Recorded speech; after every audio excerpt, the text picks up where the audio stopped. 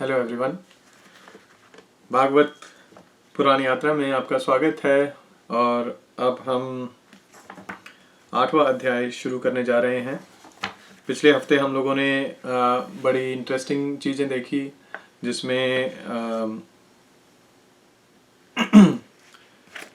सती जी हम लोग उससे पहले बेसिकली फॉलो कर रहे थे कि किस तरह से दक्ष जी शिव जी का इंसल्ट करते हैं और किस तरह से सती जी उनके यहाँ पर जो दक्ष जी के यहाँ पर जो यज्ञ होता रहता है उनके यहाँ जाती है और अपने पति का अपमान देखकर सहन नहीं कर पाती है। तो पिछले हफ्ते हमने देखा कि किस तरह से वो एपिसोड ख़त्म होता है, जिसके अंदर सती अपना शरीर का त्याग करती हैं, योग माया से अपने शरीर को अग्नि के को समर्पित करती है।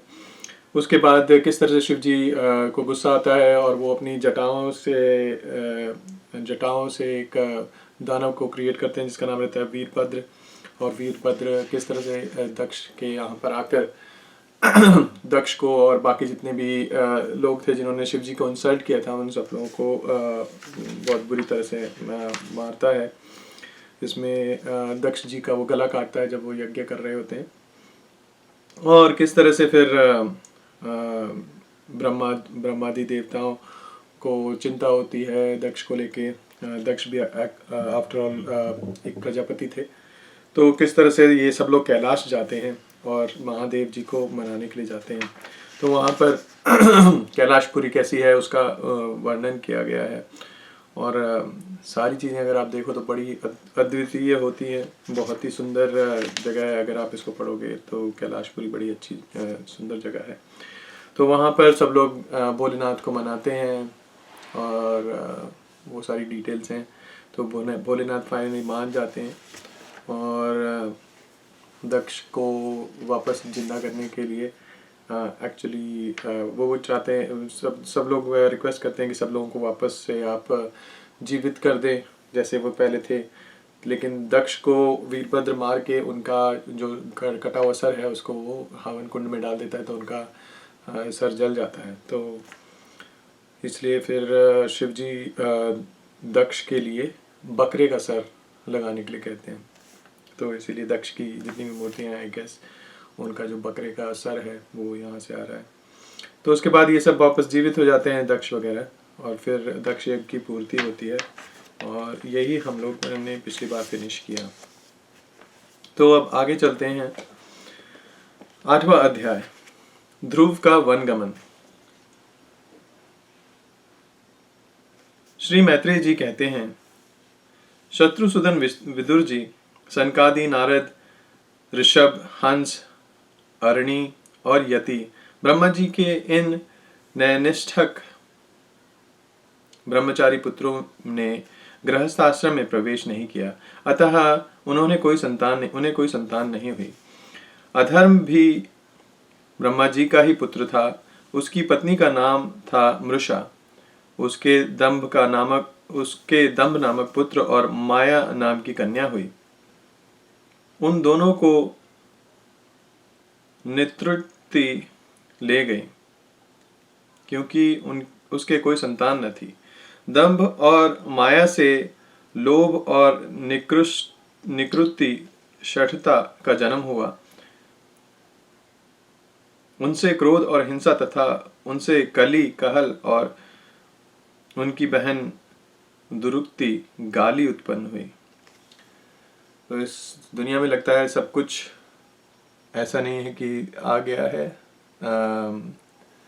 यहाँ पर गाली तक कहाँ से पैदा हुई, किसकी बेटी थी, ये सब बता रहे हैं। Very interesting. साधु शिरोमणि, फिर दुरुक्ति से कली ने भय और मृत्यु को उत्पन्न किया तथा उन दोनों के संयोग से यातना और निरय नरक का जोड़ा उत्पन्न हुआ। निष्पाप विदुर जी, इस प्रकार मैंने संक्षेप में तुम्हें प्रलय का कारण रूप यह अधर्म का वंश सुनाया। यह अधर्म का त्याग कराकर पुण्य संपादन में हेतु बनता है। अतएव इसका वर्णन 3 बार सुनकर मनुष्य अपने मन की मलिनता दूर कर देता है। गुरुनंदन, अब मैं श्री हरि के अंश ब्रह्मा जी के अंश से उत्पन्न हुए पवित्र कीर्ति महाराज स्वयंभू मनु के पुत्रों के वंश का वर्णन करता हूँ। महारानी शत्रुपा और उनके पति स्वयंभू मनु से प्रियव्रत और उत्तानपाद, ये 2 पुत्र हुए। भगवान वासुदेव की कला से उत्पन्न होने के कारण ये दोनों संसार के रक्षा में तत्पर रहते थे। उत्तानपाद के सुनीति और सुरुचि नामक 2 पत्नियां थीं। उनमें सुरुचि राजा को अधिक प्रिय थी। सुनीति, जिसका पुत्र ध्रुव था, उन्हें वैसी प्रिय नहीं थी। एक दिन राजा उत्तानपाद सुरुचि के पुत्र उत्तम को गोद में बिठाकर प्यार कर रहे थे। उसी समय ध्रुव ने भी गोद में बैठना चाहा, परंतु राजा ने उसका स्वागत नहीं किया। उस समय घमंड से भरी हुई सुरुचि अपनी सौत के पुत्र ध्रुव को महाराज की गोदी में आने का यत्न करते देख उनके सामने ही उससे डाह भरे शब्दों में कहा, बच्चे, तू राज सिंहासन पर बैठने का अधिकारी नहीं है। तू भी राजा का ही बेटा है। इससे क्या हुआ? तुझको मैंने तो अपने कोख में नहीं धारण किया। तू अभी नादान है। तुझे पता नहीं है कि तूने किसी दूसरी स्त्री के गर्भ से जन्म लिया है, परंतु तभी तो ऐसे दुर्लभ विषय की इच्छा कर रहा है। यदि तुझे राज सिंहासन की इच्छा है तो तपस्या करके परम पुरुष श्री नारायण की आराधना कर और उनकी कृपा से मेरे गर्भ में आकर जन्म ले। श्री मैत्रेय जी कहते हैं, विदुर जी, जिस प्रकार डंडी के चोट खाकर सांप फूंक फूंक कर फुफकारे मारने लगता है, उसी प्रकार अपनी सौतेली माँ के कठोर वचनों से घायल होकर ध्रुव क्रोध के मारे लंबी लंबी सांसें लेने लगा। उसके पिता चुपचाप यह सब देखते रहे, मुंह से एक शब्द भी नहीं बोले। तब पिता को छोड़कर ध्रुव रोता हुआ अपनी माता के पास आया। उसके दोनों होंठ फड़क रहे थे और वह सिसक सिसक के रो रहा था। सुनीति ने बेटे को गोद में बिठा लिया और जब महल के दूसरे लोगों से अपनी सौत सुरुचि की कही सुनी बातें सुनी, तब उसे भी बड़ा दुख हुआ। उसका धीरज टूट गया। वह दावानल से जली हुई बेल के समान शोक से संतप्त होकर मुरझा गई तथा विलाप करने लगी। सौत की बातें याद आने से उसके कमल सरी के नेत्रों में आंसू भर आए। उस बेचारी को अपने दुख पारावार का कहीं अंत ही नहीं दिखाई देता था। उसने गहरी सांसें लेकर ध्रुव से कहा, बेटा, तू दूसरों के लिए किसी प्रकार के अमंगल की कामना मत कर। जो मनुष्य दूसरों को दुख देता है, उसे स्वयं ही उसका फल भोगना पड़ता है। सुरुचि ने जो कुछ कहा है ठीक ही है, क्योंकि महाराज को मुझे पत्नी तो क्या दासी स्वीकार करने में भी लज्जा आती है। तूने मुझ मंदभागिनी के गर्भ से ही जन्म लिया है और मेरे ही दूध से तू पला है। बेटा, सुरुचि ने तेरी सौतेली माँ होने पर भी बात बिल्कुल ठीक कही है। अतः यदि राजकुमार उत्तम के समान राज सिंहासन पर बैठना चाहता है तो द्वेष भाव छोड़कर उसी का पालन कर। बस श्री अधोक्षज भगवान के चरण कमलों की आराधना में लग जा। संसार का पालन करने के लिए सत्व गुणों को अंगीकार करने वाले उन श्री हरि के चरणों की आराधना करने से ही तेरे परदादा श्री ब्रह्मा जी को वह सर्वश्रेष्ठ पद प्राप्त हुआ है, जो मन और प्राणों को जीतने वाले मुनियों के द्वारा भी वंदनीय है। इसी प्रकार तेरे दादा स्वयंभू मनु ने भी बड़ी बड़ी दक्षिणाओं वाले यज्ञों के द्वारा अनन्य भाव से उन्हीं भगवान की आराधना की थी। तभी उन्होंने दूसरों के लिए अति दुर्लभ लौकिक, अलौकिक तथा मोक्ष सुख की प्राप्ति हुई। बेटा, तू भी उन भक्तवत्सल श्री भगवान का ही आश्रय ले। जन्म मृत्यु के चक्र से छूटने की इच्छा करने वाले मुमुक्षु लोग निरंतर उन्हीं के चरण कमलों के मार्ग की खोज किया करते हैं। तू सर्वधर्म पालन से पवित्र हुए अपने चित्त में श्री पुरुषोत्तम भगवान को बिठा ले तथा अन्य सबका चिंतन छोड़कर केवल उन्हीं का भजन कर। बेटा, उन कमल दल लोचन श्री हरि को छोड़कर मुझे तो तेरे दुख को दूर करने वाला और कोई नहीं दिखाई देता। देख, जिन्हें प्रसन्न करने के लिए ब्रह्मा आदि अन्य सभी देवता ढूंढते रहते हैं, वे श्री लक्ष्मी जी भी दीपक की भांति हाथ में कमल लिए निरंतर उन्हीं श्री हरि को खोजा करती है। श्री मैत्रेय जी कहते हैं, माता सुनीति ने जो वचन कहे वे अभीष्ट वस्तु की प्राप्ति का मार्ग दिखलाने वाले थे। अतः उन्हें सुनकर ध्रुव ने बुद्धि द्वारा अपने चित्त का समाधान किया। इसके बाद वे पिता के नरक से निकल पड़े। यह समाचार सुनकर और ध्रुव क्या करना चाहता है इस बात को जानकर नारद जी वहां आए। उन्होंने ध्रुव के मस्तक पर अपना पापनाशक कमल फेरते हुए मन ही मन विस्मित होकर कहा, अहो, क्षत्रियों का कैसा अद्भुत तेज है, वे थोड़ा सा भी मान भंग नहीं सह सकते। देखो, अभी तो यह नन्हा सा बच्चा है, तो भी इसके हृदय में सौतेली माँ के कटु वचन घर कर गए हैं। तत्पश्चात नारद जी ने ध्रुव से कहा, बेटा, अभी तो तू बच्चा है, खेल कूद में ही मस्त रहा कर। हम नहीं समझते कि इस उम्र में किसी बात से तेरा सम्मान या अपमान हो सकता है। यदि तुझे मान अपमान का विचार हो रहा है तो बेटा, असल में मनुष्य के असंतोष का कारण मोह के सिवा और कुछ भी नहीं है। संसार में मनुष्य अपने कर्मानुसार ही मान अपमान या सुख दुख आदि को प्राप्त होता है। तात, भगवान की गति बड़ी विचित्र है, इसीलिए उस पर विचार करके बुद्धिमान पुरुष को चाहिए कि दैववश उसे जैसी भी परिस्थिति का सामना करना पड़े उसी में संतुष्ट रहे। अब माता के उपदेश से तू योग साधना द्वारा जिन भगवान की कृपा प्राप्त करने के लिए चला है, मेरे विचार से साधारण पुरुषों के लिए उन्हें प्रसन्न करना बहुत ही कठिन है। योगी लोग अनेकों जन्मों तक अनासक्त रहकर समाधि योग के द्वारा बड़ी बड़ी कठोर साधनाएं करते रहते हैं, परंतु भगवान के मार्ग का पता नहीं पाते। इसीलिए तू यह व्यर्थ का हठ छोड़ दे और घर लौट जा। बड़ा होने पर जब परमार्थ साधन का समय आवे तब उनके लिए प्रयत्न कर लेना। विधाता के विधान के अनुसार सुख दुख जो कुछ भी प्राप्त हो उसी में चित्त को संतुष्ट रखना चाहिए। यूं करने वाला पुरुष मोहमय संसार से पार हो जाता है। मनुष्य को चाहिए कि अपने से अधिक गुणवान को देखकर प्रसन्न हो, जो कम गुणवान वाला है उस पर दया करे और अपने समान गुण वाले हो उससे मित्रता का भाव रखें। यूं करने से उसे दुख कभी नहीं दबा सकते।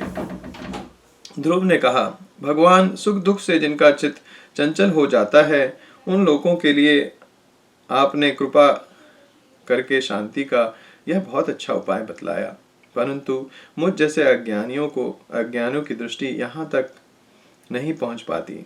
इसके सिवा मुझे घोर क्षत्रिय स्वभाव प्राप्त हुआ है, अतएव मुझ में विनय का प्रायः अभाव है। सुरुचि ने अपने कटु वचन रूपी बाणों से मेरे हृदय को विदीर्ण कर डाला है, इसीलिए उनमें आपका यह उपदेश नहीं ठहर पाता। ब्राह्मण, मैं उस पद पर अधिकार करना चाहता हूँ जो त्रिलोकी में सबसे श्रेष्ठ है तथा जिस पर मेरे बाप दादे और दूसरे कोई भी आरूढ़ नहीं हो सके हैं। आप मुझे उसी की प्राप्ति का कोई अच्छा सा मार्ग बतलाइए। आप भगवान ब्रह्मा जी के पुत्र हैं और संसार के कल्याण के लिए ही वीणा बजाते हैं, सूर्य की भांति त्रिलोकी में विचरण करते हैं। श्री मैत्रेय जी कहते हैं, ध्रुव की बात सुनकर भगवान नारद जी बड़े प्रसन्न हुए और उस पर कृपा करके इस प्रकार सदुपदेश देने लगे।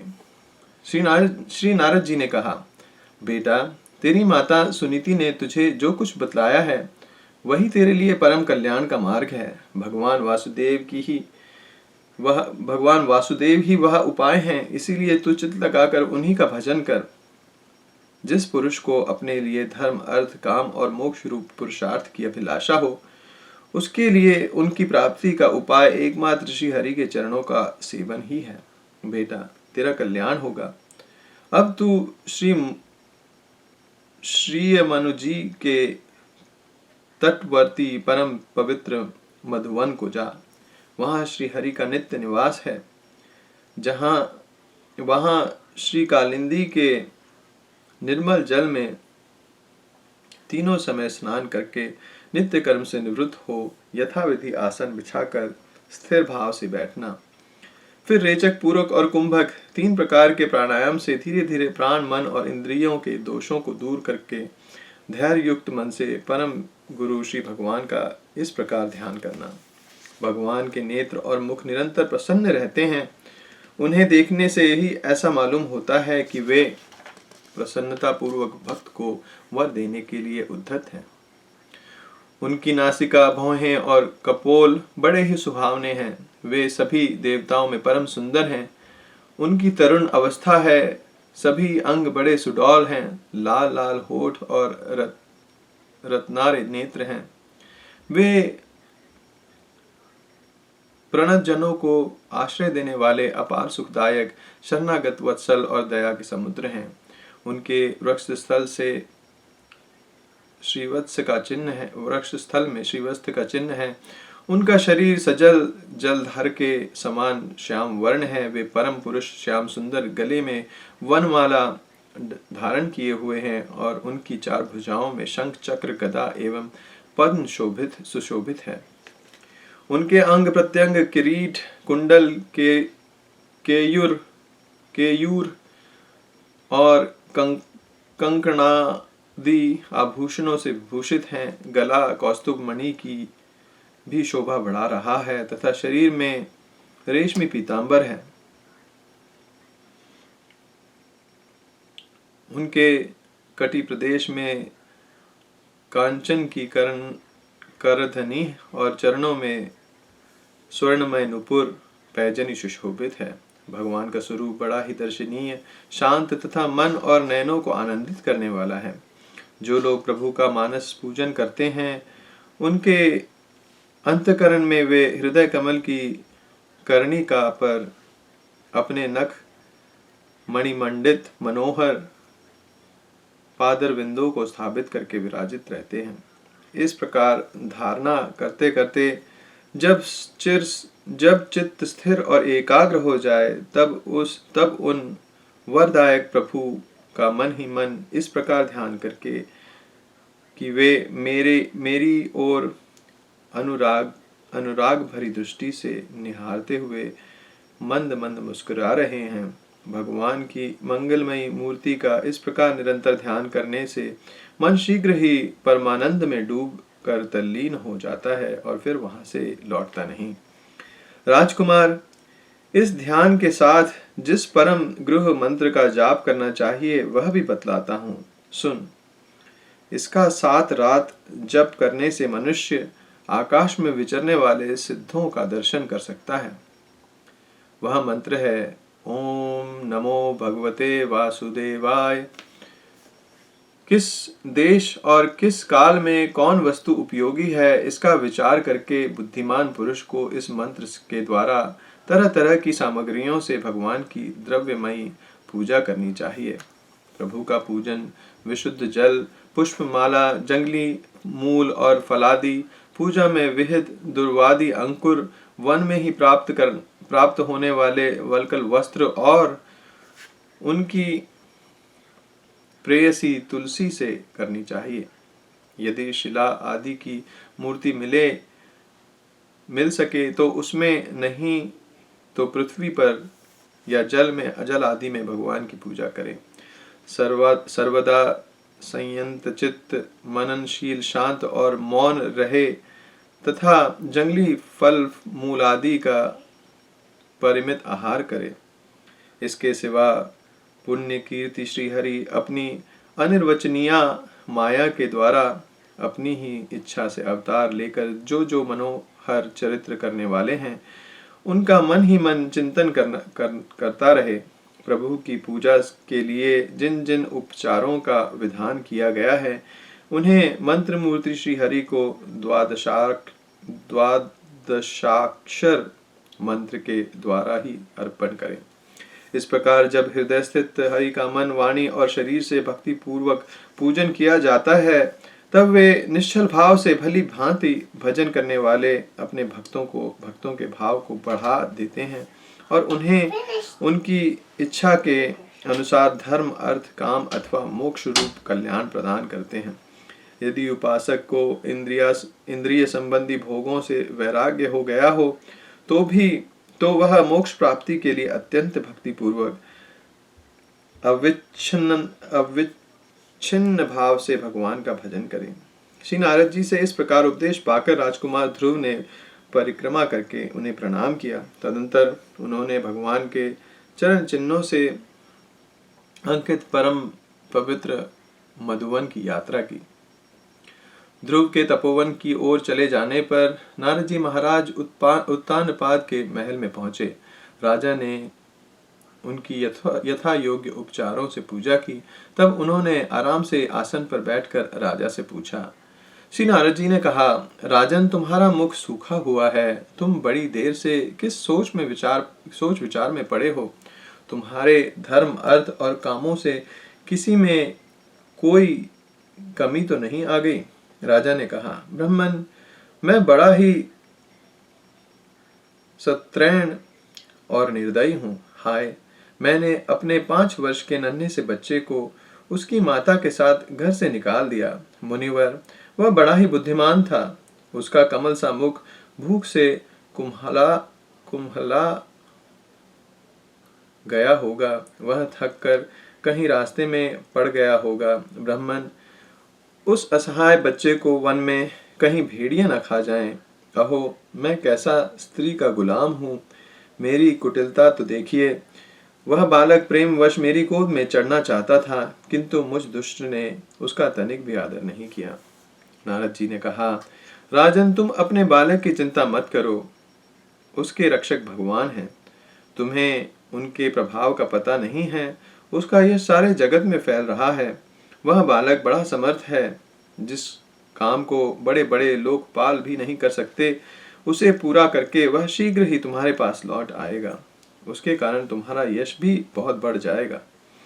श्री मैत्रेय जी कहते हैं, देवर्षि नारद जी के बात सुनकर महाराज उत्तानपाद राजपाठ की ओर से उदासीन होकर निरंतर पुत्र की ही चिंता में रहने लगे।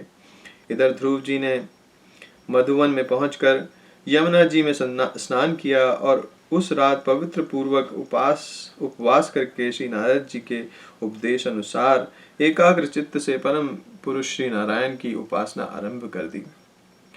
उन्होंने 3 रात्रि के अनंतर से शरीर निर्वाह के लिए केवल कैथ और बेर के फल खाकर श्री हरि की उपासना करते हुए 1 मास व्यतीत किया। दूसरे महीने में उन्होंने 6 दिन के पीछे सूखे घास और पत्ते खाकर भगवान का भजन किया। तीसरा महीना 9 दिन पर केवल जल पीकर समाधि योग के द्वारा श्री हरि की आराधना करते हुए बिताया।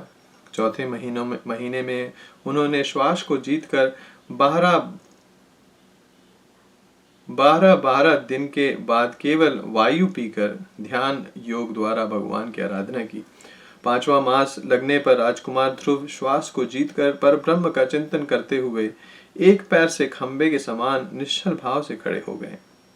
उस समय उन्होंने शब्दादि विषय और इंद्रियों के नियामक अपने मन को सब ओर से खींच लिया तथा हृदय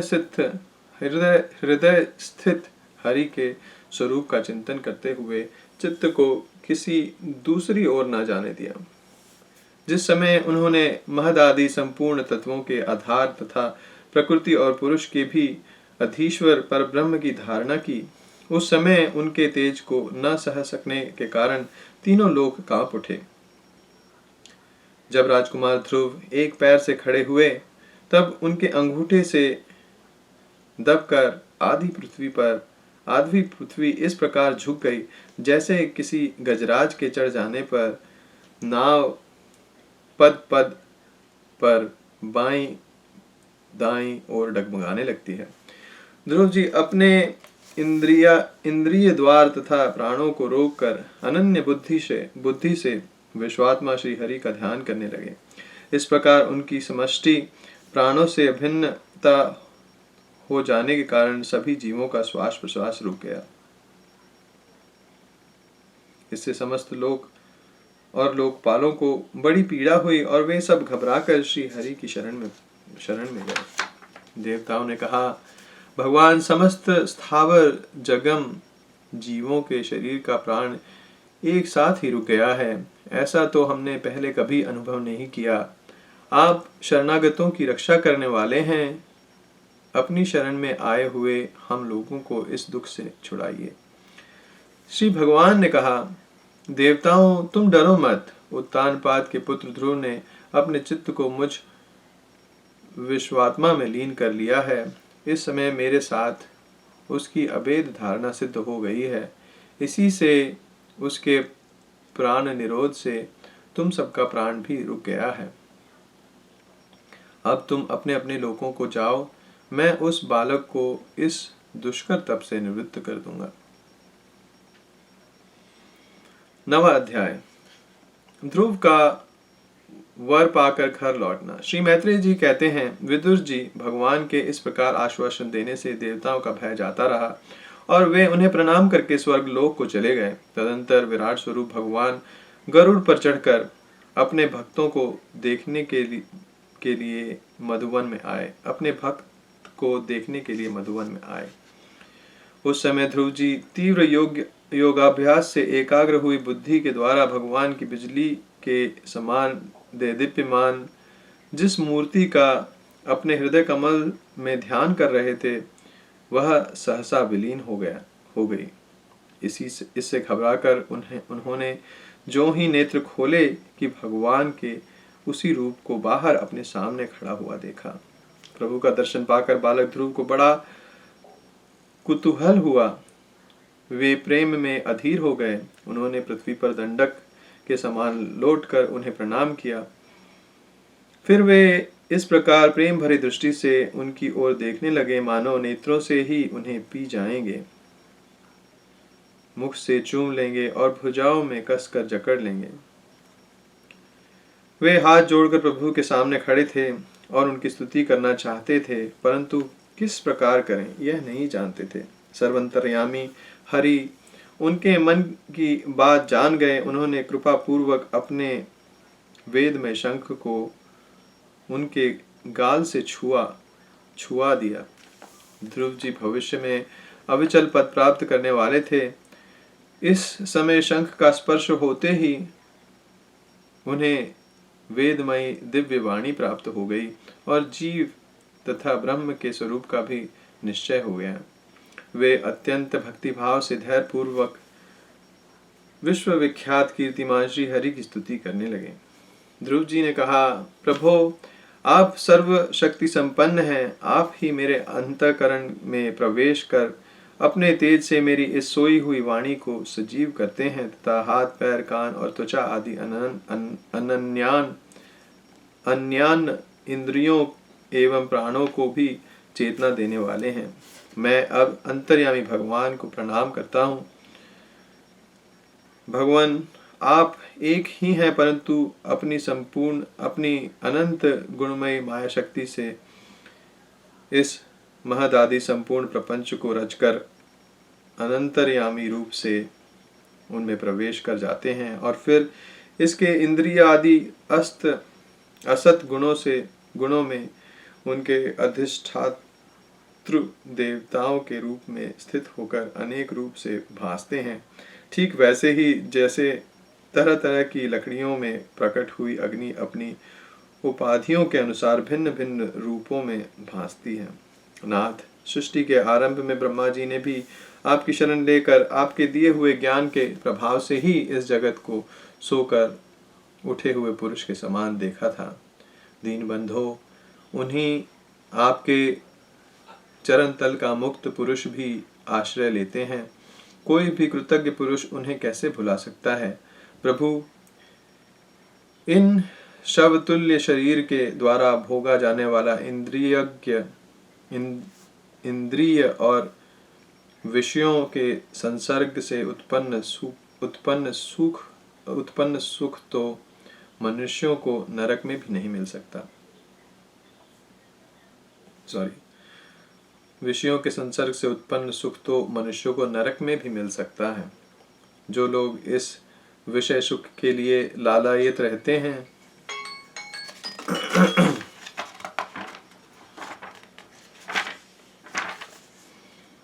यहाँ तक पढ़ता हूँ, फिर तुम पढ़ना।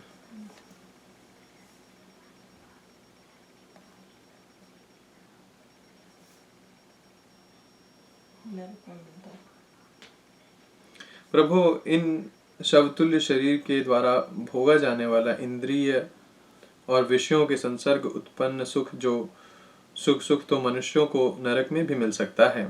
जो लोग इस विषय सुख के लिए लालायित रहते हैं और जो जन्म मरण के बंधन से छुड़ा देने वाले कल्प तरु स्वरूप आपकी उपासना भक्त प्राप्ति के सिवा किसी अन्य उद्देश्य से करते हैं, उनकी बुद्धि अवश्य ही आपकी माया के द्वारा ठगी गई है।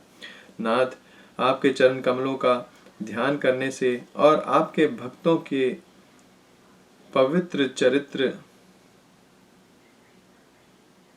सुनने से प्राणियों को जो आनंद प्राप्त होता है वह निजानंद स्वरूप ब्रह्म में भी नहीं मिल सकता। फिर जिन्हें काल की तलवार काटे डालती है, उन स्वर्गीय विमानों से गिरने वाले पुरुषों को तो वह सुख मिल ही कैसे सकता है। अनंत परमात्मन, मुझे तो आप उन विशुद्ध हृदय महात्मा भक्तों का संग दीजिए जिनका आप में अविच्छिन्न भक्ति भाव है। उनके संग में मैं आपके गुणों और लीलाओं की कथा सुधा को पी कर उन्मुक्त हो जाऊंगा और सहज ही इस अनेक प्रकार के दुखों से पूर्ण भयंकर संसार सागर के उस पार पहुंच जाऊंगा। कमलनाथ प्रभु, जिनका चित्त आपके चरण कमल की सुगंध में लुभाया हुआ है, वह महानुभावों का जो लोग संग करते हैं, वे अपने इस अत्यंत प्रिय शरीर और इसके संबंधी पुत्र मित्र गृह और स्त्री आदि की सुधि भी नहीं करते। अजन्मा परमेश्वर, मैं तो पशु वृक्ष पवित्र पक्षी सरीसृप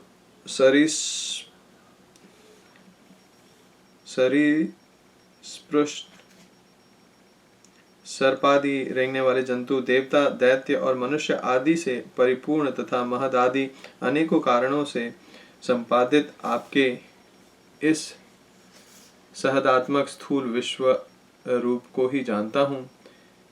इससे परे जो आपका परम स्वरूप है, जिनमें वाणी की गति नहीं है, उसका मुझे पता नहीं है। भगवान, कल्प का अंत होने पर योग निद्रा में स्थित जो परम पुरुष इस संपूर्ण विश्व को अपने उदर में लीन करके शेष जी के साथ उन्हीं की गोद में शयन करते हैं तथा जिनकी नाभि समुद्र से प्रकट हुए सर्वलोक में सुवर्ण वर्ण कमल से परम तेजो में ब्रह्मा जी उत्पन्न हुए हैं, वे भगवान आप ही हैं। मैं आपको प्रणाम करता हूँ। प्रभु, आप अपनी अखंड चिन्मय दृष्टि से बुद्धि की सभी अवस्थाओं के साक्षी हैं तथा नित्य मुक्त शुद्ध तत्वमय सर्वज्ञ परमात्मा स्वरूप निर्विकार आदि पुरुष षडैश्वर्य संपन्न एवं तीनों गुणों के अधीश्वर हैं।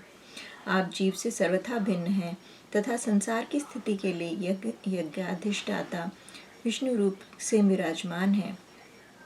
आपसे ही विद्या आदि विरुद्ध गतियों वाली अनेकों शक्तियाँ धारावाहिक रूप से निरंतर प्रकट होती रहती हैं।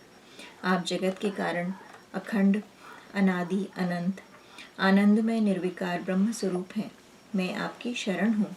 भगवान, आप परमानंद मूर्ति हैं। जो लोग ऐसा समझकर निष्काम भाव से आपका निरंतर भजन करते हैं, उनके लिए राज्यादि भोगों की अपेक्षा आपके चरण कमलों की प्राप्ति ही भजन का सच्चा फल है।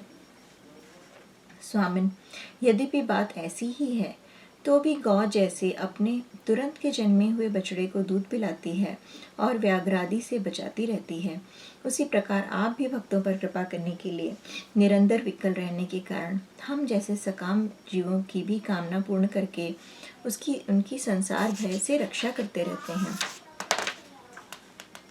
श्री मैत्रेय जी कहते हैं, विदुर जी, जब शुभ संकल्प वाले मतिमान ध्रुव जी ने इस प्रकार स्तुति की, तब भक्त वत्सल भगवान उनकी प्रशंसा करते हुए कहने लगे, श्री भगवान ने कहा, उत्तम व्रत का पालन करने वाले राजकुमार, मैं तेरे हृदय का संकल्प जानता हूँ।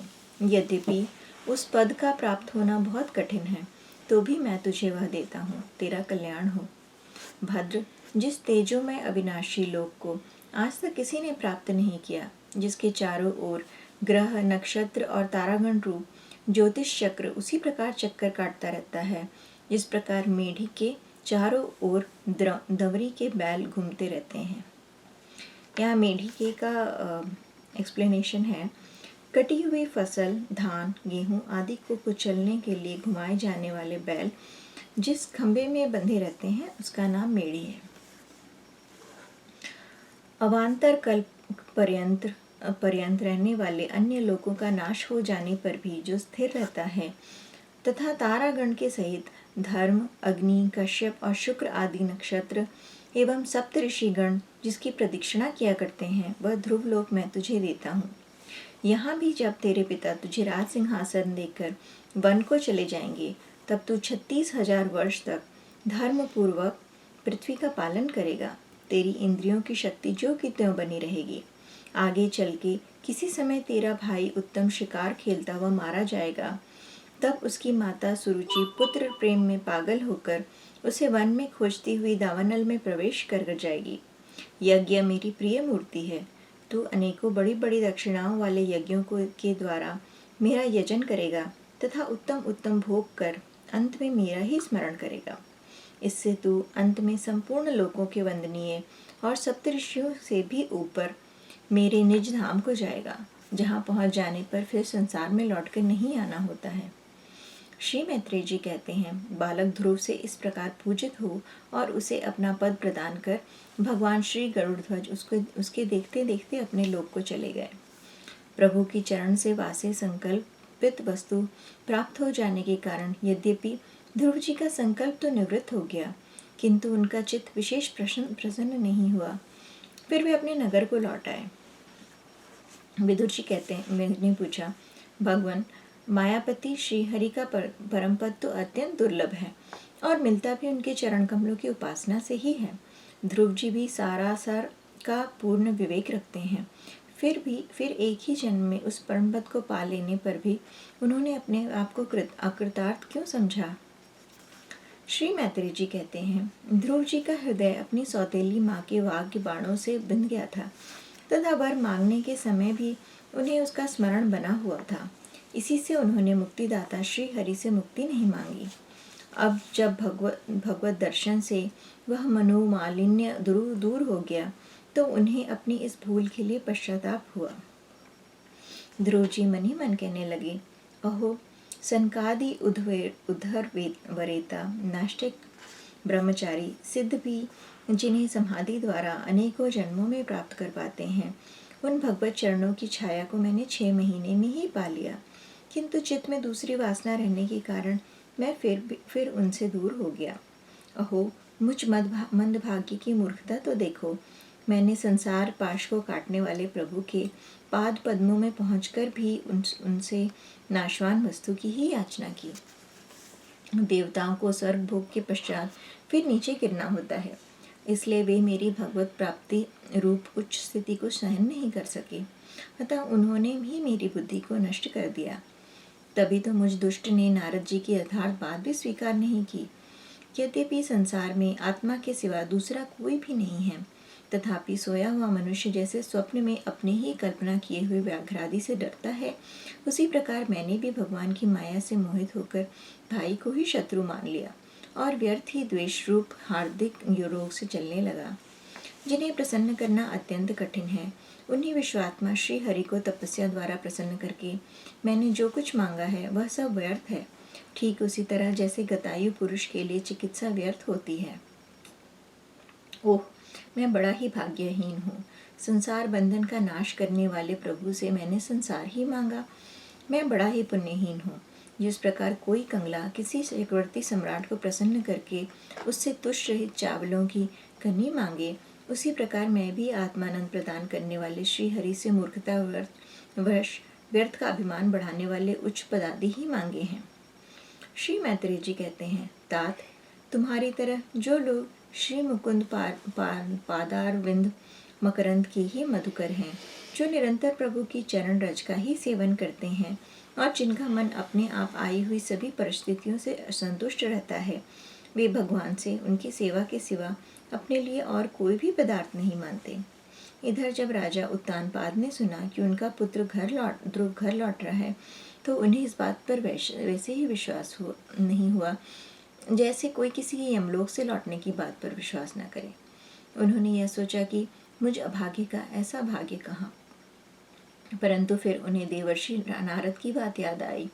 इससे उनका इस बात में विश्वास हुआ और वे आनंद के वेग से अधीर हो उठे। उन्होंने अत्यंत प्रसन्न होकर यह समाचार लाने वाले को एक बहुमूल्य हार दिया।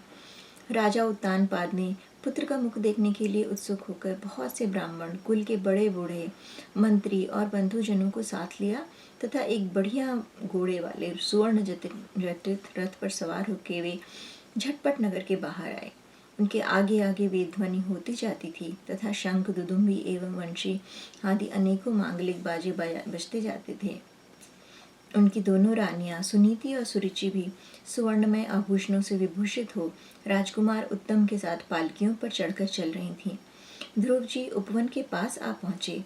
उन्हें देखते ही महाराज उत्तानपाद तुरंत रथ से उतर पड़े। पुत्र को देखने के लिए वे बहुत दिनों से उत्कंठित हो रहे थे। उन्होंने झटपट आगे बढ़कर प्रेमातुर हो लंबी लंबी सांसें लेते हुए ध्रुव को भुजाओं में भर लिया। अब वे पहले के से ध्रुव नहीं थे। प्रभु के परम पुनीत पाद पद्मों का स्पर्श होने से इनके समस्त पाप बंधन कट गए थे। राजा उत्तानपाद की एक बहुत बड़ी कामना पूर्ण हो गई। उन्होंने बार बार पुत्र का सिर सूंघा और आनंद तथा प्रेम के कारण निकलने वाले ठंडे ठंडे आंसुओं से उन्हें नहला दिया। यहाँ पे ठंडे ठंडे आंसुओं का वर्णन है कि आनंद या प्रेम के कारण आंसू आते हैं, वे ठंडे हुआ करते हैं और शोक के आंसू गर्म होते हैं। अच्छा। तदंतर सज्जनों में अग्रगण्य ध्रुव जी ने पिता के चरणों में प्रणाम किया और उनसे आशीर्वाद पाकर कुशल प्रश्नादि से सम्मानित हो दोनों माताओं को प्रणाम किया। छोटी माता सुरुचि ने अपने चरणों पर झुके हुए बालक ध्रुव को उठाकर हृदय से लगा लिया और अश्रु गदगद वाणी से चिरंजीवी हो ऐसा आशीर्वाद दिया। जिस प्रकार जल स्वयं ही नीचे की ओर बहने लगता है, उसी प्रकार मैत्री आदि गुणों के कारण जिस पर श्री भगवान प्रसन्न हो जाते हैं, उनके आगे सभी जीव झुक जाते हैं। इधर उत्तम और ध्रुव दोनों ही प्रेम से विह्वल होकर मिले। एक दूसरे के अंगों का स्पर्श पाकर दोनों के शरीर में रोमांच हो आया तथा नेत्रों से बार बार आंसुओं की धारा बहने लगी। ध्रुव की माता सुनीति अपने प्राणों से भी प्यारे पुत्र को गले से लगाकर सारा संताप भूल गई। उसके सुकुमार अंगों के स्पर्श से उसे बड़ा ही आनंद हुआ। वीरवर विदुर जी, वीर माता सुनीति के स्तन उनके नेत्रों से झरते हुए मंगल में आनंद आश्रुओं से भीग गए तथा उनसे बार बार दूध बहने लगा। उस समय पुरवासी लोग उनकी प्रशंसा करते हुए कहने लगे, महारानी जी, आपका लाल बहुत दिनों से खोया हुआ था, सौभाग्यवश अब वह लौट आया। यह हम सबका दुख दूर करने वाला है। बहुत दिनों तक भूमंडल की रक्षा करेगा। आपने अवश्य ही शरणागत भय भंजन श्री हरि की उपासना की है। उनका निरंतर ध्यान करने वाले धीर पुरुष परम दुर्जय मृत्यु को भी जीत लेते हैं। विदुर जी, इस प्रकार जब सभी लोग ध्रुव के प्रति अपने लाड़ प्यार प्रकट कर रहे थे, उसी समय उन्हें भाई उत्तम के सहित हथनी पर चढ़ाकर महाराज उत्तानपाद ने बड़े हर्ष के साथ राजधानी में प्रवेश किया। उस समय सभी लोग उनके भाग्य की बड़ाई कर रहे थे। नगर में जहाँ तहाँ मगर के आकार के सुंदर दरवाजे बनाए गए थे तथा फल फूलों के गुच्छे के सहित केले के खंभे और सुपारी के पौधे सजाए गए थे। द्वार द्वार पर दीपक के सहित जल के कलश रखे हुए थे, जो आम के पत्ते, वस्त्रों, पुष्पमालाओं तथा मोतियों की लड़ी से सुसज्जित थे।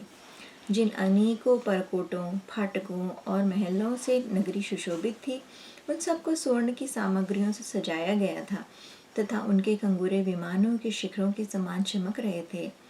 नगर के चौक, गलियों, अटारियों और सड़कों को झाड़ बुहार कर उन पर चंदन का छिड़काव किया गया था और जहाँ तहाँ खील, चावल, पुष्प, फल, जौ एवं अन्य मांगलिक उपहार सामग्रियां सजे रखी थीं।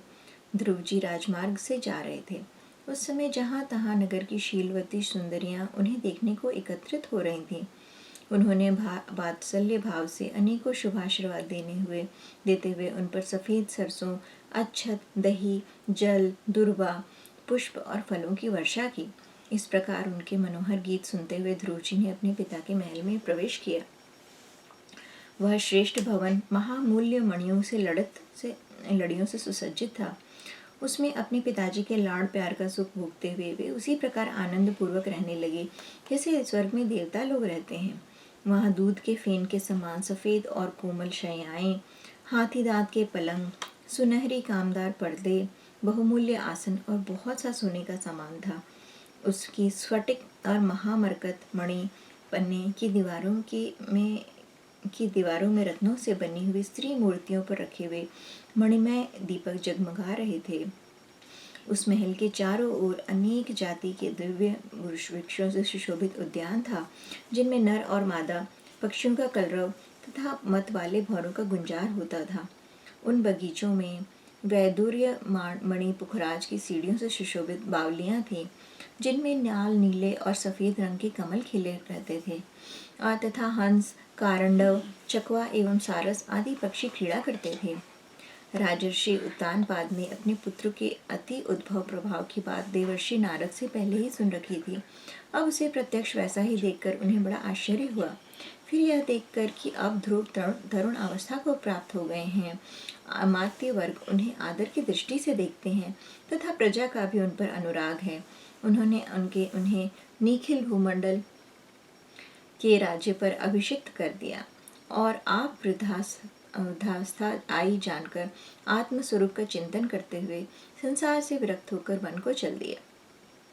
10वां अध्याय। उत्तम का मारा जाना, ध्रुव का यक्षों के साथ युद्ध।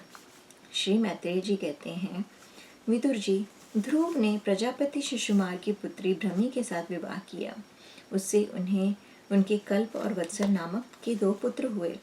महाबली ध्रुव की दूसरी स्त्री वायु पुत्री ईला थी। उससे उन्हें उत्कल नाम का एक पुत्र और एक कन्या रत्न का जन्म हुआ। उत्तम का अभी विवाह नहीं हुआ था कि एक दिन शिकार खेलते हुए उसे हिमालय पर्वत पर एक बलवान यक्ष ने मार डाला। उसके साथ उसकी माता भी परलोक सिधार गई। ध्रुव ने जब भाई के मारे जाने का समाचार सुना तो वे क्रोध, शोक और उद्वेग से भरकर एक विजयप्रद रथ पर सवार होकर यक्षों के देश में जा पहुंचे। उन्होंने उत्तर दिशा में जाकर हिमालय की घाटी में यक्षों से भरी अकालपुरी देखी। उसमें अनेकों भूत, प्रेत, पिशाचादि रुद्रानुचर रहते थे। विदुर जी, वहां पहुंचकर महाबाहु ने ध्रुव ने अपना शंख बजाया तथा संपूर्ण आकाश और दिशाओं को गुंजा दिया। उस शंख ध्वनि से यक्ष पत्नियां बहुत ही डर गईं। उनकी आंखें भय से कातर हो गईं। वीरवर विदुर जी, महाबलवान यक्ष वीरों को वह शंखनाद सहन न हुआ, इसलिए वे तरह तरह के अस्त्र शस्त्र लेकर नगर के बाहर निकल आए और ध्रुव पर टूट पड़े। महारथी ध्रुव प्रचंड धनुर्धर थे। उन्होंने एक ही साथ उनमें से प्रत्येक को 3-3 बाण मारे। उन सभी ने जब अपने अपने मस्तकों में 3-3 बाण लगे देखे, तब उन्हें यह विश्वास हो गया कि हमारी हार अवश्य होगी। वे ध्रुव जी के इस अद्भुत पराक्रम की प्रशंसा करने लगे। फिर जैसे सर्प किसी के पैरों का आघात नहीं सहते, उसी प्रकार ध्रुव के इस पराक्रम को न सहकर उन्होंने भी उनके बाणों के जवाब में एक साथ उन्हें दुने 6-6 बाण छोड़े। यक्षों की संख्या 13 अयुत थी, 13,000 थी। उन्होंने ध्रुव जी का 13,000 नहीं, 130,000। उन्होंने ध्रुव जी का बदला लेने के लिए अत्यंत कुपित होकर रथ और सारथी के सहित उन पर परिघ, खड्ग, प्रास, त्रिशूल, फरसा, शक्ति, रिष्टि, भुशुंडी तथा चित्र विचित्र पंखदार बाणों की वर्षा की। इस भीष्म शस्त्र वर्षा से ध्रुव जी बिल्कुल ढक गए। तब लोगों को उनका दिखना वैसे ही बंद हो गया जैसे भारी वर्षा से पर्वत का। उस समय जो सिद्धगण आकाश में स्थित होकर यह दृश्य देख रहे थे, वे सब हाय हाय करने लगे। आज यक्ष सेना रूप समुद्र में डूबकर यह मानव सूर्य अस्त हो गया। यक्ष लोग अपनी विजय की घोषणा करते हुए युद्ध क्षेत्र में सिंह की तरह गरजने लगे। इसी बीच में ध्रुव जी का रथ एकाएक वैसे ही प्रकट हुआ जैसे कोहरे में से सूर्य भगवान निकल आते हैं। ध्रुव जी ने अपने दिव्य धनुष की टंकार करके शत्रुओं के दिल दहला दिए और फिर प्रचंड बाणों की वर्षा करके उनके अस्त्र शस्त्रों को इस प्रकार छिन्न भिन्न कर दिया जैसे आंधी बादलों को तितर बितर कर देती है। उनके धनुष से छूटे हुए तीखे तीर यक्ष राक्षसों के कवचों को भेद कर इस प्रकार उनके शरीरों में घुस गए जैसे इंद्र के छोड़े हुए वज्र पर्वतों में प्रवेश कर गए थे। विदुर जी महाराज ध्रुव के बाणों से कटे हुए यक्षों के सुंदर कुंडल मंडित मस्तकों से, सुनहरी ताल वृक्ष के समान जांघों से, वलयवी भूषित बाहुओं से, हार भुजबंद मुकुट और बहुमूल्य पगड़ियों से पटी हुई वह वीरों के मन को लुभावने वाली समरभूमि बड़ी शोभा पा रही थी। जो यक्ष किसी प्रकार जीवित बचे वे क्षत्रिय प्रवर ध्रुव जी के बाणों से प्राय अंग अंग छिन्न भिन्न हो जाने के कारण युद्ध क्रीड़ा में सिंह से परास्त हुए गजराज के समान मैदान को छोड़कर भाग गए। नरश्रेष्ठ ध्रुव जी ने कहा कि उस विस्तृत रणभूमि में अब एक भी शत्रु अस्त्र शस्त्र लिए उनके सामने नहीं है, तो उनकी इच्छा अकलापुरी को देखने की हुई, किंतु वे पुरी के भीतर नहीं गए। ये मायावी क्या करना चाहते हैं इस बात का मनुष्य को पता नहीं लग सकता। सारथी से इस प्रकार कहकर वे उस विचित्र रथ में बैठे रहे तथा शत्रु के नवीन आक्रमण की आशंका से सावधान हो गए। इतने में ही उन्हें समुद्र की गर्जना के समान आंधी का भीषण शब्द सुनाई दिया तथा दिशाओं में उठती हुई धूल भी दिखाई दी। एक क्षण में ही सारा आकाश मेघमाला से घिर गया। सब ओर भयंकर गड़गड़ाहट के साथ बिजली चमकने लगी। निष्पाप विदुर जी उन बादलों से खून, कफ, पीप, विष्ठा, मूत्र एवं चर्बी की वर्षा होने लगी और ध्रुव जी के आगे आकाश से बहुत से धड़ गिरने लगे। फिर आकाश में एक पर्वत दिखाई दिया और सभी दिशाओं में पत्थरों की वर्षा के साथ गदा, परिघ, तलवार और मूसल गिरने लगे।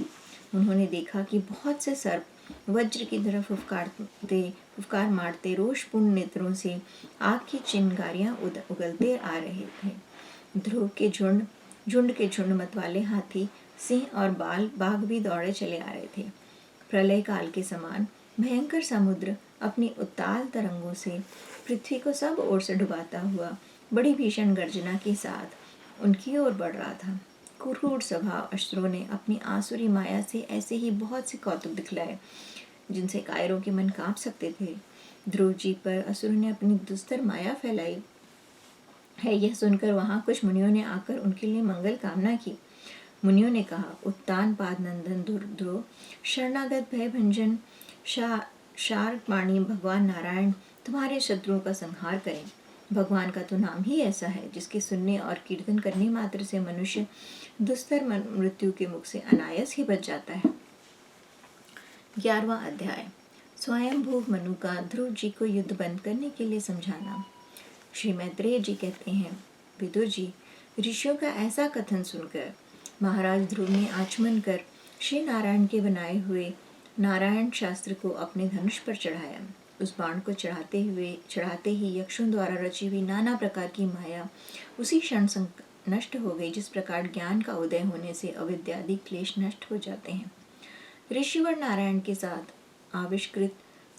के द्वारा आविष्कृत उस अस्त्र को धनुष पर चढ़ाते ही उसके राजहंस की से पक्ष और सोने के फल वाले बड़े तीखे बाण निकले और जिस प्रकार मयूर के कारव कहते वन में घुस जाते हैं, उसी प्रकार भयानक साय साय शब्द करते हुए वे शत्रु की सेना में घुस गए। उन तीखी धार वाले बाणों ने शत्रुओं को बेचैन कर दिया। तब उसके रसांगण में अनेकों यक्षों ने अत्यंत कुपित होकर अपने अस्त्र शस्त्र संभाले और जिस प्रकार गरुड़ के छेड़ने से बड़े बड़े सर्प फन उठाकर उनकी ओर दौड़ते हैं, उसी प्रकार वे इधर उधर से ध्रुव जी पर टूट पड़े। उन्हें सामने आते देख ध्रुव जी ने अपने बाणों द्वारा उनकी भुजाएं, जांघें, कंधे और उदर आदि अंग प्रत्यंगों को छिन्न भिन्न कर उन्हें उस सर्वश्रेष्ठ लोक सत्यलोक में भेज दिया, जिसमें उद्धव रेता मुनिगण सूर्यमंडल का भेद करके आते हैं। अब उनके पितामह स्वयंभू मनु ने देखा कि विचित्र रथ पर चढ़े हुए ध्रुव अनेकों निरपराध यक्षों को मार रहे हैं, तो उन्हें उन पर बहुत दया आई। वे बहुत से ऋषियों के साथ लेकर वहां आए और अपने पौत्र ध्रुव को समझाने लगे। मुनि ने कहा, बेटा बस बस, अधिक क्रोध करना ठीक नहीं। यह पापी नरक का द्वार है। इससे वशीभूत होकर तुमने इन निरपराधों यक्षों का वध किया है। तात, तुम जो निर्दोष यक्षों के संहार पर उतर रहे हो, यह हमारे कुल के योग्य कर्म नहीं है। साधु पुरुष इसकी बड़ी निंदा करते हैं। बेटा, तुम्हारा अपने भाई पर बड़ा अनुराग था, यह तो ठीक है, परंतु देखो, उसके वध से संतप्त होकर तुमने एक यक्ष के अपराध करने पर प्रसंगवश कितनों की हत्या कर डाली। इस जड़ शरीर को ही आत्मा मानकर इसके लिए पशुओं की भांति प्राणियों की हिंसा करना, यह भगवत सेवी साधुजनों का मार्ग कठिन है। प्रभु की आराधना करना बड़ा कठिन है, किंतु तुमने तो लड़कपन में ही संपूर्ण भूतों के आश्रय स्थान श्री हरि के सर्वभूतात्म भाव से आराधना करके उनका परम पद प्राप्त कर लिया है। तुम्हें तो प्रभु भी अपना प्रिय भक्त समझते हैं तथा भक्तजन भी तुम्हारा आदर करते हैं। तुम साधुजनों के पथ प्रदर्शक हो, फिर भी तुमने ऐसा निंदनीय कर्म कैसे किया। सर्वात्मा श्री हरि तो अपने से बड़े पुरुषों के प्रति सहनशीलता, छोटों के प्रति दया, बराबर वालों के साथ मित्रता और समस्त जीवों के साथ समता का बर्ताव करने से ही प्रसन्न होते हैं। और प्रभु के प्रसन्न हो जाने पर पुरुष प्राकृत गुण एवं उनके कार्य रूप लिंग शरीर से छूटकर परमानंद स्वरूप ब्रह्म पद प्राप्त कर लेता है। बेटा ध्रुव, देहादि के रूप में परिणत हुए पंचभूतों से ही श्री पुरुष का आविर्भाव होता है और उनके पारस्परिक समागम से दूसरे स्त्री पुरुष उत्पन्न होते हैं। ध्रुव, इस प्रकार भगवान की माया से सत्वादि गुणों में न्यूनाधिक भाव होने से जैसे भूतों द्वारा शरीरों की रचना होती है, वैसे ही उनकी स्थिति और प्रलय भी होते हैं। पुरुष श्रेष्ठ, निर्गुण परमात्मा तो इसमें केवल निमित्त मात्र है। इनके आश्रय से यह कार्य कारणात्मक जगत उसी तरह भ्रमता रहता है जैसे चुंबक के आश्रय से लोहा। काल शक्ति के द्वारा क्रमशः सत्वादि गुणों में शोभ होने से लीलामय भगवान की शक्ति भी सृष्टि आदि के रूप में विभक्त हो जाती है। अतः भगवान अकर्ता होकर भी जगत की रचना करते हैं और संहार करने वाले न होकर भी उसका संहार करते हैं। सचमुच उन अनंत प्रभु की लीला सर्वथा अचिंतनीय है। ध्रुव, वे काल स्वरूप अव्यय परमात्मा ही स्वयं अंत रहित होकर भी जगत का अंत करने वाले हैं तथा अनादि होकर भी सबके आदि करता हैं। वे ही एक जीव से दूसरे जीव को उत्पन्न कर संसार की सृष्टि करते हैं तथा मृत्यु के द्वारा मारने वाले को भी मरवाकर उसका संहार करते हैं। वे काल भगवान संपूर्ण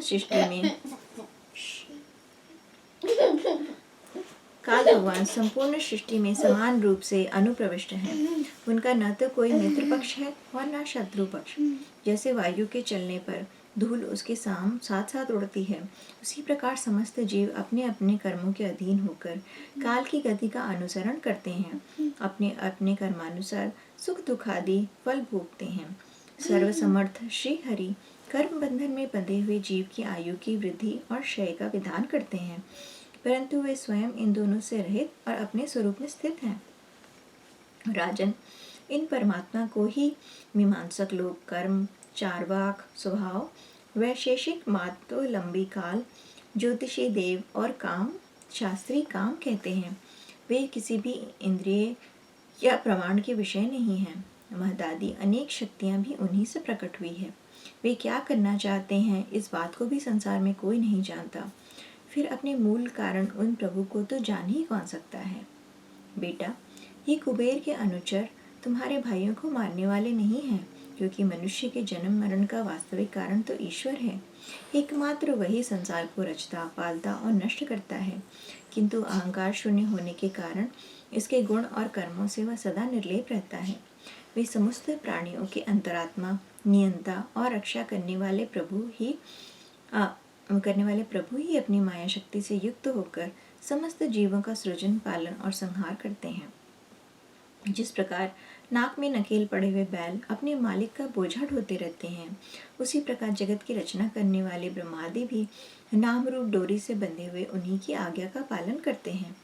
वे अभक्तों के लिए मृत्यु रूप और भक्तों के लिए अमृत रूप हैं तथा संसार के एकमात्र आश्रय हैं। तात, तुम सब प्रकार उन्हीं परमात्मा की शरण लो। तुम 5 वर्ष की से ही अवस्था में अपनी सौतेली माँ के वाग बाणों से वाग्बाणों से मर्माहत होकर माँ की गोद छोड़कर वन को चले गए थे। वहाँ तपस्या द्वारा जिन ऋषिकेश भगवान की आराधना करके तुमने त्रिलोकी के ऊपर ध्रुव पद प्राप्त किया है और जो तुम्हारे वैर भावहीन सरल हृदय में वात्सल्यवश विशेष रूप से विराजमान हुए थे, उन निर्गुण अतिप्रिय अविनाशी और नित्य मुक्त परमात्मा को अध्यात्म दृष्टि से अपने अंतःकरण में ढूंढो। उनमें यह भेदभावमय प्रपंच न होने पर भी प्रतीत होता रहा है। ऐसा करने से सर्वशक्ति संपन्न परमानंद स्वरूप सर्वांतर्यामी में भगवान अनंत में तुम्हारी सुदृढ़ भक्ति होगी और उसके प्रभाव से तुम मेरेपन के रूप में दृढ़ हुई अविद्या की गांठ को काट डालोगे।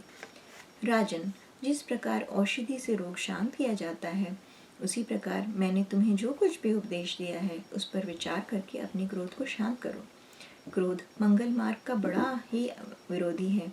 भगवान तुम्हारा मंगल करें। क्रोध के वशीभूत हुए पुरुष से सभी लोगों को बड़ा भय होता है। इसलिए जो बुद्धिमान पुरुष ऐसा चाहता है कि मुझसे किसी भी प्राणी को भय न हो और मुझे भी किसी से भय न हो, उसे क्रोध के वश में कभी न होना चाहिए। तुम्हें जो ये समझकर कि ये मेरे भाई के मारने वाले हैं, इन यक्षों को संहार किया है, इससे तुम्हारे द्वारा भगवान शंकर के सखा कुबेर जी का बड़ा अपराध हुआ है। इसलिए बेटा, जब तक कि महापुरुषों का तेज हमारे कुल को आक्रांत नहीं कर देता, इसके पहले ही विनम्र भाषण और विनय के द्वारा शीघ्र उन्हें प्रसन्न कर लो। इस प्रकार स्वयंभू मनु ने अपने पौत्र ध्रुव को शिक्षा दी। तब ध्रुव जी ने उन्हें प्रणाम किया। इसके पश्चात वे महर्षियों के सहित अपने लोक को चले गए। 12वां अध्याय। ध्रुव जी को कुबेर का वरदान और विष्णु लोक की प्राप्ति। श्री मैत्रेय जी कहते हैं, विदुर जी, ध्रुव का क्रोध शांत हो गया है और वे यक्षों के वध से निवृत्त हो गए हैं। यह जानकर भगवान कुबेर वहां आए। उस समय यक्ष, चारण और किन्नर लोग उनकी स्तुति कर रहे थे। उन्हें देखते ही ध्रुव जी हाथ जोड़कर खड़े हो गए। तब कुबेर ने कहा, श्री कुबेर बोले, शुद्ध हृदय क्षत्रिय कुमार, तुम्हें अपने दादा के उपदेश से ऐसा दुस्तज्य और त्याग दिया तुमने अपने दादा के उपदेश से ऐसा दुस्तज्य और त्याग दिया, इससे मैं तुम पर बहुत प्रसन्न हूँ। वास्तव में न तुमने यक्षों को मारा है और न यक्षों ने तुम्हारे भाई को। समस्त जीवों की उत्पत्ति और विनाश का कारण तो एकमात्र काल ही है। यह मैं, तू आदि मिथ्या बुद्धि तो जीव को अज्ञानवश स्वप्न के समान शरीर आदि को ही आत्मा मानने से उत्पन्न होती है। इसी से मनुष्य को बंधन एवं दुखादि विपरीत अवस्थाओं की प्राप्ति होती है। ध्रुव, अब तुम जाओ, भगवान तुम्हारा मंगल करें। तुम संसार पाश से मुक्त होने के लिए सब जीवों में समदृष्टि रखकर सर्वभूतात्मा भगवान श्री हरि का भजन करो। वे संसार पाश का छेदन करने वाले हैं तथा संसार की उत्पत्ति के लिए अपने त्रिगुणात्मिका माया शक्ति से युक्त होकर भी वास्तव में उससे रहित हैं। उनके चरण कमल ही सबके लिए भजन करने वाले योग्य हैं। प्रियवर, हमने सुना है तुम सर्वदा भगवान कमलनाभ के चरण कमलों के समीप रहने वाले हो, इसलिए तुम अवश्य ही वर पाने योग्य हो। ध्रुव, तुम्हें जिस वर की इच्छा हो मुझसे निसंकोच एवं निशंक होकर मांग लो। श्री मैत्रेय जी कहते हैं, विदुर जी, यक्षराज कुबेर ने जब इस प्रकार वर मांगने के लिए आग्रह किया, तब महाभागवत महामती ध्रुव ने उनसे यही मांगा कि मुझे श्री हरि की अखंड स्मृति बनी रहे, जिससे मनुष्य सहज ही दुस्तर संसार सागर को पार कर जाता है। इडविडा के पुत्र कुबेर जी ने बड़े प्रसन्न मन से उन्हें भगवत स्मृति प्रदान की। फिर उन्हें के देखते देखते ही वे अंतर्ध्यान हो गए। इसके पश्चात ध्रुव जी भी अपनी राजधानी को लौट आए। वहाँ रहते हुए बड़ी बड़ी दक्षिणा करने वाले यज्ञों से भगवान यज्ञ पुरुष की आराधना की। भगवान ही द्रव्य, क्रिया और देवता संबंधी समस्त कर्म और उसके फल हैं तथा वे ही कर्म फल के दाता भी हैं। सर्वोपाधि शून्य सर्वात्मा श्री अच्युत में प्रबल वेग युग भक्ति भाव रखते हुए ध्रुव जी अपने में और समस्त प्राणियों में सर्वव्यापक श्री हरि को ही विराजमान देखने लगे। ध्रुव जी बड़े ही शील संपन्न ब्राह्मण भक्त, दीन वत्सल और धर्म मर्यादा के रक्षक थे। उनकी प्रजा उन्हें साक्षात पिता के समान मानती थी। इस प्रकार तरह तरह के ऐश्वर्य भोग से पुण्य का और भोगों के त्याग पूर्वक यज्ञादि कर्मों के अनुष्ठान से पाप का क्षय करते हुए उन्होंने 36,000 वर्ष तक पृथ्वी का शासन किया। जितेंद्रिय महात्मा ध्रुव ने इस प्रकार अर्थ, धर्म और काम के संपादन में बहुत से वर्ष बिताकर अपने पुत्र उत्कल को राजसिंहासन सौंप दिया। इस संपूर्ण दृश्य प्रपंच को अविद्या रहित स्वप्न और गंधर्व नगर के समान माया में अपने में ही कल्पित मानकर और यह समझकर कि शरीर, स्त्री, पुत्र, मित्र, सेना, भरा पूरा खजाना, जनाने महल, सुरम्य विहार भूमि और समुद्र पर्यंत भूमंडल का राज्य ये सभी काल के गाल में पड़े हुए हैं, वो बद्रिकाश्रम को चले गए।